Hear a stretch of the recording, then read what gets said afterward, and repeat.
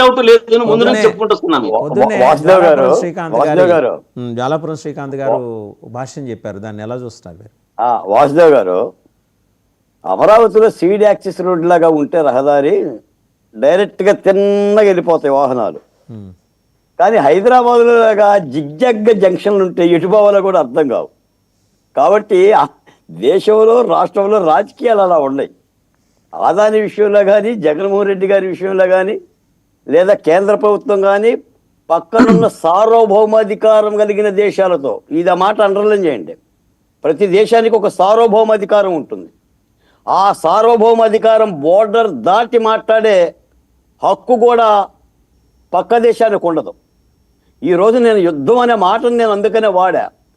అలా లేనప్పుడు ఏంటంటే ఇలాంటి ఇబ్బంది వస్తుంది. కాబట్టి నేను ఇప్పుడు మీ సందర్భంగా నాకు ఎప్పుడు ఏంటంటే దుర్యోధనుడు కనబడితే భీముడికి చాలా ఆనందం, మాట్లాడటానికి అవకాశం ఉంటుంది. నాకు అలాగనే చెప్తున్నా.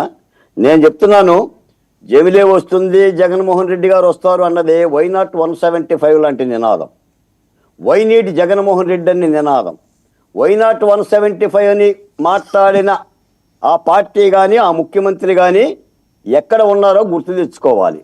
ఒళ్ళొంచి వినమ్రంగా తలదించుకొని చేతులు కట్టుకొని ఇప్పుడు 3 రాజధానుల 30 రాజధానుల ఎందుకు తప్పులు చేశామని ప్రాయచిత్తపడి ప్రక్షాళన చేసుకుంటే ఏమన్నా ప్రజల్ని కనుచూపు మేరకు చూసే అవకాశం. ఇలాగనే 1750 కోట్లు తింటాం, మేము ఏ తప్పు చేయలేదు, విచారించుకోండి, ఏం బిక్కుంటారో బిక్కోండి, 7 సముద్రాలు దాటిన తర్వాత మిమ్మల్ని గొంతుకొస్తాం లాక్కొస్తామంటే మళ్ళీ బెంగళూరు నుంచి ఆంధ్రప్రదేశ్కి కూడా రానివ్వరు. నేను చెప్తున్నాను, ఇదే పవన్ కళ్యాణ్ని, ఇదే చంద్రబాబు నాయుడిని వీళ్ళు టూరిస్టులాగా హైదరాబాద్ను చూస్తున్నారని చెప్పి గతంలో 5 ఏళ్ల పరిపాలన చెప్పారు వైసీపీ. ఇప్పుడు టూరిస్ట్ పరిపాలన కాదా జగన్మోహన్ రెడ్డి గారిది? ఏడి ఆంధ్రప్రదేశ్లో మాట్లాడ్డా నా ఎస్సీ, నా ఎస్టీ, నా బీసీ, నా మైనార్టీ అన్నోటికి లేరా, గుర్తు లేరా ఏంటి? ఏమైపోయారు నేను చెప్పా గతంలో అమరావతి ఉద్యమప్పుడు చెప్పా, ఆలమందలు చెదిరిన పశువుల కాపరిది తప్పు, సేనలు చెదిరిన సేన నాథుడి తప్పు. ఈ రోజున వల్లభనేని వంశీ, పోసాని కృష్ణమురళి, ఆర్జీవి, జయపాల్ ఐపీఎస్ ఆఫీసర్లు కోర్టులకు వెళ్తున్నారు. నిన్ను నమ్ముకున్నందుకే చెరసాలకు పోతున్నారు. మీరైతే ఉన్నారు బెంగళూరులో, ఎందుకు రారు? ఈ రోజున అమెరికా చంద్రబాబు నాయుడు ఉండేది కేసులో, అమెరికా పెట్టింది FBI, ఎవడో లేడు వెనక. నీ యొక్క నాయకుడి పేరుంది అమెరికాలో. ఎలా సపోర్ట్ చేస్తావు? ఏం తగ్గించావు? విద్యుత్తు తగ్గించే 1750 కోట్లు మీరు తిన్నారని వీళ్ళు మాట్లాడుతుంటే రాష్ట్రం అంతా 2 లక్షల కోట్ల రూపాయలకు మీరు విద్యుత్ అమ్ముకున్నారని చెప్పేసి అనుకుంటే ఇంకా నీతి కబుర్లు చెప్తే ఎంతకాలం చెప్తారండి? ఇదే ప్రక్షాళన చేసుకోవడం అనేది. ఇదే ప్రక్షాళన చేస్తే ఎక్కడి నుంచి వస్తారు? ఏ సొంత నుంచి వస్తారు? ఆంధ్ర రాష్ట్రం అసలు నీ 3 రాజధానిలా 1 రాజధానా? నీ రాజధాని ఏంటి చెప్పండి? మీ యువర్ స్టాండ్ క్యాపిటల్ మీద మీ స్టాండ్ ఏంటి చెప్పండి? ఇప్పటి వరకు మీరు స్టాండ్ చెప్పాలా? మీ నాయకుడు చెప్పడు, మీరు అడగరు. ఇక నాయకుడు ఏదంటే అదేనా? నాయకుడు ఏది చెప్తే అదేనా? రొమ్మిరుసుకొని మాట్లాడితే రాజకీయాలు అయిపోతాయా? పరిపాలన దుర్లభం చేసింది మీరు కాదా? చనిపోయిన బిడ్డలకి మీరు పణం కట్టలేదా? ఎంతమంది చెప్పారండి? చెప్పండి, లెక్కలు చెప్తాను నేను. మేము మాట్లాడినప్పుడు మా మీద ఎగబడ్డారు. ఈ రోజున భార్గవ్ రెడ్డి అమెరికా ఎందుకు పారిపోయాడు? ఆర్జీవి ఎందుకు తొంగున్నాడు? ఛాలెంజ్లు చేశారు కదా. పవన్ కళ్యాణ్ చేశాడు, చంద్రబాబు నాయుడు చేశారు, రావచ్చు కదా, కోర్టులు ఎదుర్కోవచ్చు కదా. ఎందుకు అరెస్ట్ గారు? మిమ్మల్ని గుంజకు రావడానికి ఇంకా కూటమి ప్రభుత్వానికి ఇంకా అచేతనగా ఉంది. ఇంక ఈ ప్రభుత్వంలో స్పందన రావట్లేదు అంటున్నాం. మేము గుంజకు రమ్మంటున్నాం. చట్టాలు మీకు వర్తించవా?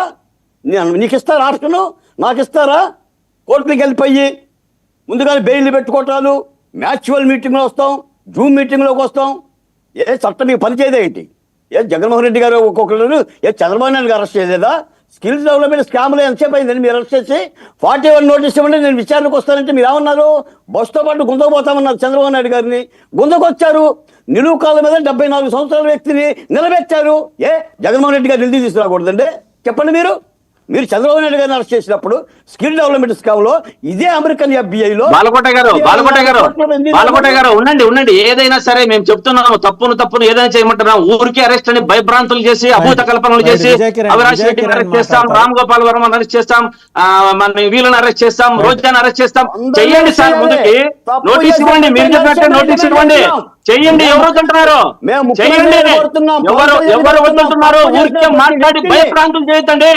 ఊరికే మాట్లాడి తప్పు భయభ్రాంతం చేసిన చేయించండి. శిక్ష విధించాలి శేఖర్ రోజు గారు. ఊరికే అరెస్ట్ అని తప్పు చేసి- అభూత కల్పనలు చేసి ఒక్కొక్కరిని లాక్కున్న దానికి మాట్లాడుకుని చేయించండి.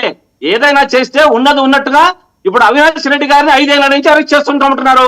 ఏం దొరికింది మీ దగ్గర? ఏం చేశారు? ఏం చేశారండి? చేయమంటున్నాం. ఏం చేశారు? చేయమంటున్నాం మేము. మరి అదే మీరు మాట్లాడండి. అడగాలి. అదే ఇప్పుడు అదే కూడా చెప్తున్నా. అరెస్ట్ చేయాలి. అవినాష్ రెడ్డిని అరెస్ట్ అంటే మీరు ఊరికే అడగండి. భయపడిచ్చేది. రామ్ గోపాల్ ఎక్కడా దాక్కోలేదు. రామ్ గోపాల్ వర్మ నిన్న కూడా బయటకు వచ్చి చెప్పారు, నేనున్నాను, ఎక్కడా దాక్కోలేదని. ఓకే, ఇంకా ఊరికే అన్ని మిగిలిన వాళ్ళు అభూత కూడా కల్పనలు మాట్లాడాలి. చెప్తారు. ఎందుకండి విజయ్ కిరణ్ అభూత గారు. కల్పనలతో ఏదైనా రైట్. రియలిస్టిక్ గా ముందుకు రావండి. ఉన్నట్టుగా మాట్లాడండి. తప్పునే ఖండించండి అని మేము కూడా చెప్తున్నాం. రైట్. మీరు ఊరికే దాన్ని భయప్రాంతం చేసే విధంగా arrest అనుకునే విధంగా ముందుకు పోయి రైట్. ఊరికే బాలకోట గట్టిగా గారు, మాట్లాడితే బాలకోట మేము కూడా గారు, మాట్లాడగలం. శ్రీకాంత్ గట్టిగా. గారు, తీసుకోండి. ఎందుకంటే మాట్లాడాలి. తప్పునే ఖండించి అరెస్ట్ చేసి నోటీస్ నుంచి ముందుకు రావాలని చెప్తున్నాం. ఊరికే అభూత కల్పనలతో మాట్లాడదని చెప్తున్నాం. రైట్. స్వామీజీని బెదిరించడం, రైట్, రైట్. పక్కన వాళ్ళని ఎవరైనా శ్రీకాంత్ సపోర్ట్ గారు, చేస్తే వాళ్ళని ఓకే, బెదిరించడం. ఓకే. ఇది ఎంత శ్రీకాంత్ మాత్రం గారు. ప్రభుత్వండి.